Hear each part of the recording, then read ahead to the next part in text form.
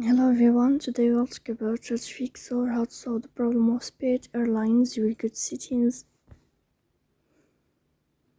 Here you can click on Apps, Default Apps, App Settings.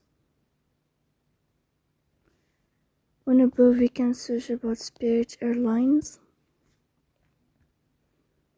Then you can click on First Stop and you can click OK.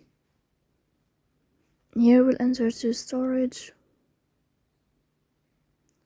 Then you can click on Clear Cache. Don't click Clear Data because that can delete your account. In the end, you can turn off your phone and you can wait a moment to turn on your phone again.